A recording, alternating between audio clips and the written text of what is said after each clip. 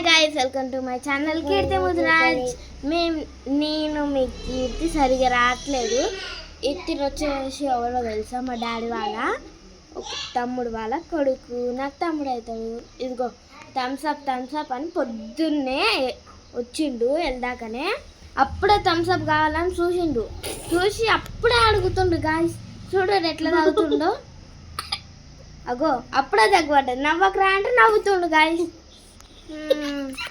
చెప్తే విన్నాడు ఎప్పుడు ఎట్లనే. Hi guys. దీని ఇప్పుడు నర్సరీ క్లాస్ ఫినిష్ అయిపోయింది. ఇప్పుడు యూకేజీ ఎల్కేజీ నాకు కూడా తెలియదు గాయ్స్.